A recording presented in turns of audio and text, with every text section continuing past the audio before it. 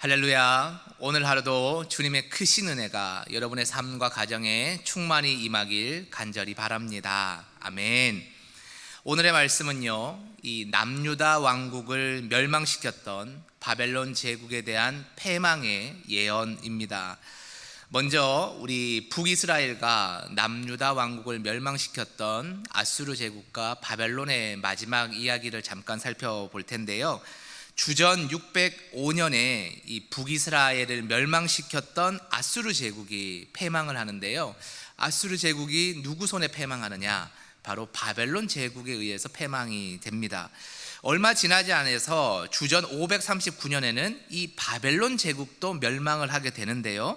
누구에 의해서 멸망이 되느냐? 이 성경에는 바사라고 되어 있는 이 페르시아에 의해서 멸망을 하게 됩니다. 이 이스라엘, 북이스라엘과 남유다를 멸망시킬 때만 해도 사실 아수르와 바벨론의 이 영화는 영원할 것만 같아 보였습니다. 그렇지만 이 지중해 동편의 이 제국들, 패권국들이 채 100년을 버티지 못하고 무너지는 역사를 우리는 성경을 통해서 알 수 있습니다. 여호와 하나님께서는 바로 이 혼란의 시기, 이 격변의 역사의 소용돌이 속에서 이스라엘 백성들을 회복시키시는데요. 어떻게 회복시키는지가 오늘의 말씀 가운데서 구체적으로 드러나 있습니다. 본문 11절에서 16절까지의 말씀을 보시면요, 이 강국 바벨론 제국이 어떻게 멸망했는지, 왜 멸망했는지가 잘 기록되어 있습니다. 먼저 11절과 13절을 제가 봉독하겠습니다. 나의 소유를 노력하는 자여, 너희가 즐거워하며 기뻐하고 타작하는 송아지같이 발굽을 구르며 군마같이 우는도다. 그러므로 너희의 어머니가 큰 수치를 당하리라. 너희를 낳은 자가 치욕을 당하리라. 보라, 그가 나라들 가운데의 마지막과 광야와 마른 땅과 거친 계곡이 될 것이며 여호와의 진노로 말미암아 주민이 없어 완전히 황무지가 될 것이라. 바벨론을 지나가는 자마다 그 모든 재난에 놀라며 탄식하리로다. 아멘. 11절에 보시면 이 바벨론을 바라보시는 하나님의 시선이 기록되어 있습니다. 바벨론을 이렇게 표현하세요. 나의 소유를 노력하는 자여. 무슨 의미일까요? 나의 소유는 남유다를 의미하기도 하고 주변에 하나님께서 아끼시는 민족들을 의미하기도 해요. 그 민족들을 이들이 군마의 발굽으로 찍어 눌렀고 약탈하고 강탈했다라는 것이죠. 여러분, 물론 패악한 이스라엘에게 바벨론이라는 회초리를 친히 드신 것은 하나님이 맞으십니다. 그러나 그렇다고 해서 바벨론의 모든 행위가 정당하거나 의롭다는 것은 아니지요. 그들의 악함을 들어서 이스라엘을 징계하신 것일 뿐 바벨론의 패악은요, 사실 남유다 왕국을 훨씬 능가합니다. 그래서 하나님은 12, 13절의 말씀을 통해서 그들이 수치를 겪을 것이고 치욕을 겪을 것이고 그들의 비옥했던 땅이 광야와 같고 마른 땅과 같고 거친 계곡과 같고 황무지 같이 변화될 것이다, 이렇게 하나님이 저주하시는 거죠. 얼마나 참혹했으면 바벨론의 영광을 기억했던 사람들이 그 땅을 바라보면서 탄식할 정도가 될 것이다 말씀하십니다. 그렇다면 여러분, 왜 이런 일이 바벨론 제국에 생길까요? 15절 하반절을 보겠습니다. 이는 여호와께서 그가 행한 대로 그에게 내리시는 보복이라. 그가 행한 대로 그에게 갚으시는도다. 아멘. 15절의 표현 중에 두 번이나 언급되는 구절이 있습니다. 그가 행한 대로. 여러분, 바벨론이 이스라엘을 포함한 주변의 약소국을 강탈하고 겁박하고 그대로 이 악한 일을 행했는데 하나님께서는 공의의 하나님이시기 때문에 행한 대로 반드시 갚는다는 거예요. 남유다도 북이스라엘도 공의의 하나님이 심판하셨듯이 이 패권국이었던 바벨론도 결코 예외일 수 없다. 이것이 공의의 하나님이 살아계시는 증거다라는 거예요. 이로써 우리는 무엇을 알 수 있습니까? 하나님께서는 이스라엘만의 하나님이 아니라 열방을 똑같이 공의로 통치하시는 하나님임을 알 수 있는 것입니다. 그런 다음 이어지는 17절에서 20절을 보면요, 이 바벨론의 패망으로 인해서 이스라엘이 70년 만에 회복되어 돌아올 것이라는 예언이 확실시 됩니다. 이 구원의 약속이 기록되는 거예요. 17절과 19절을 제가 각각 봉독하겠습니다. 이스라엘은 흩어진 양이라 사자들이 그를 따르는도다. 처음엔 아수르 왕이 먹었고 다음에는 바벨론의 느부갓네살 왕이 그의 뼈를 꺾도다. 이스라엘을 다시 그의 목장으로 돌아가게 하리니 그가 갈멜과 바산에서 양을 기를 것이며 그의 마음이 에브라임과 길라산에서 만족하리라. 아멘. 17절을 보시면요, 이스라엘을 양에 비유합니다. 그리고 그들을 멸망시켰던 아수르와 바벨론을 사자로 묘사하죠. 힘없는 양 이스라엘은 그들의 밥이었습니다.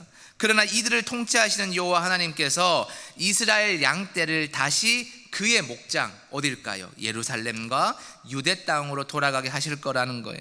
그 이후에 어떤 일이 일어나느냐? 19절에 본신 대로 갈멜과 바산에서 다시 양을 기르게 될 것이고, 에브라임과 길르앗산이 다시 풍성케 변하여 만족을 주신다 약속하십니다. 온전한 약속의 땅, 적과 꿀이 흐르는 가나안 복지의 회복을 선언하고 계신 겁니다.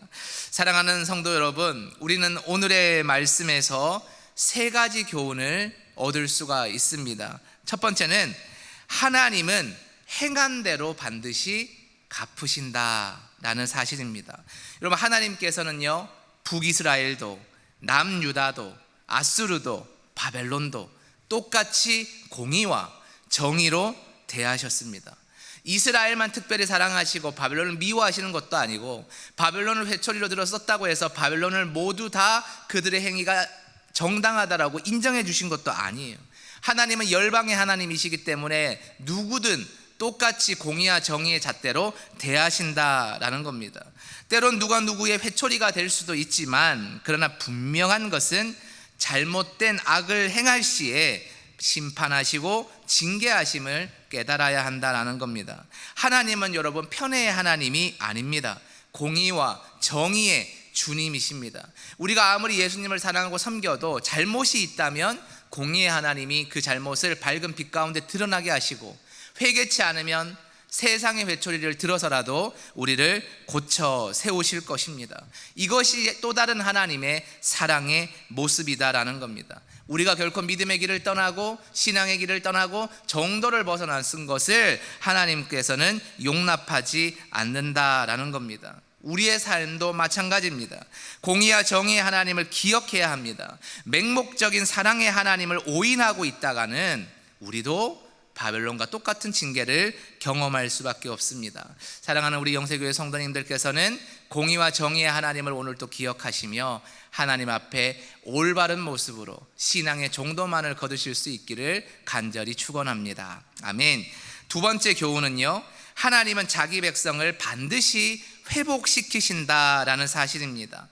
여러분, 하나님께서는요, 이 바사 페르시아의 고레스 왕을 사용하셔서 바벨론을 징계하십니다. 무너뜨리십니다. 멸망시키십니다.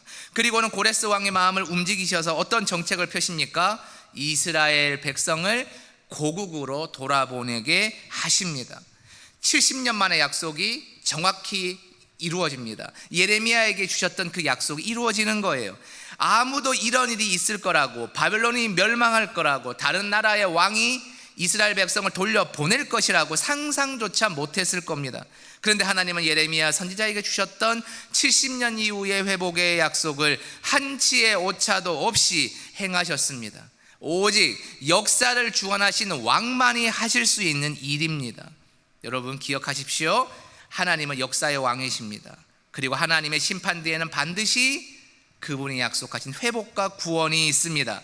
이것이 우리가 하나님을 신뢰하는 이유이고 동시에 하나님을 두려워해야 되는 이유다라는 사실입니다. 마지막 세 번째 교훈은 하나님은 관계의 회복을 중요하게 여기십니다. 구원의 날에 하나님은 자기 백성의 죄를 일방적으로 용서해 줍니다. 어제 수요상의 말씀에서처럼 은혜를 베푸셔서 일방적이고 우선적으로 용서해 주시는 거예요. 남유다 백성이 바벨론에서 70년 만에 자유를 다시 얻을 만한 일을 그 땅에서 행하지 않았습니다. 그저 노예살이에 지쳤을 뿐이에요. 그래서 하나님께서 일방적으로 정하신 70년의 때가 되었을 때 또 다른 이 바사와 고레스를 일으키셔서 하나님께서 친히 약속의 문을 열어주신 것이죠. 이것이 은혜입니다. 그렇다면 왜 하나님은 이스라엘 백성을 용서할 거리가 없는데도 불구하고 용서하셨을까요? 그것은 죄의 용서가 있어야 관계가 회복되기 때문입니다. 하나님이 이스라엘 백성의 죄를 먼저 용서하지 않으면 죄가 있는 상태에서는 결코 이 부모와 자식의 관계가 회복될 수 없다라는 거죠. 이스라엘 백성의 죄를 탕감해 주심으로 인해서 그들과의 관계가 다시 회복된다라는 겁니다. 이것을 눈으로 보여주는 상징적으로 회복의 약속을 주신 것이 뭐냐면 바로 땅의 회복입니다.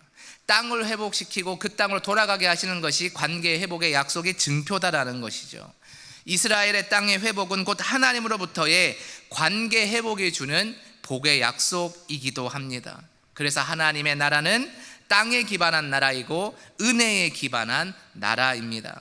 말씀을 맺습니다. 사랑하는 영서교회의 성도 여러분, 이처럼 공의의 하나님, 사랑의 하나님, 모든 것을 정확하게 이루시는 신묘 막측하신 하나님을 오늘도 기억하시기 바랍니다. 오늘 하루도 철저히 이 하나님만을 의지하시고 세상과 버타는 삶에서 떠나시기 바랍니다.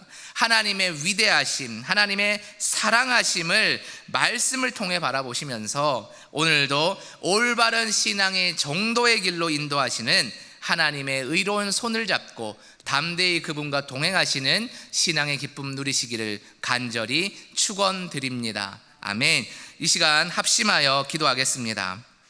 기도하실 때 하나님 아버지, 이 시간 우리가 공의의 하나님을 바라보게 하여 주옵소서, 사랑의 하나님을 바라보게 하여 주옵소서, 우리를 신앙의 정도의 길로 인도하시고 우리에게 구원의 약속과 회복을 약속하시는 하나님만을 바라보게 하여 주시옵소서. 그래서 세상과 버타지 않고 오직 우리를 붙드시는 하나님, 인도하시는 하나님을 붙들고 오늘도 동행하는 기쁨을 누리는 주의 권속들, 자녀들, 자녀손들 되게 하여 주시옵소서. 이 시간 주여 한번 외쳐 부르고 통성으로 기도하며 나아갑시다.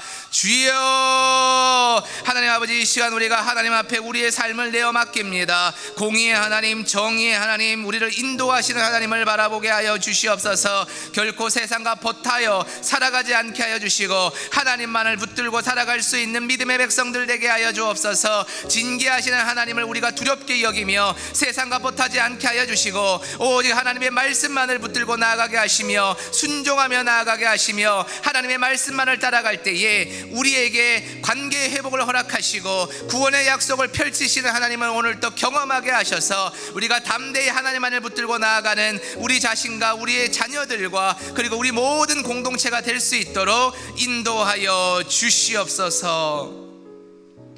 하나님, 오늘 하루도 우리의 삶을 사랑으로 인도하시는 하나님을 경험케 하여 주시옵소서.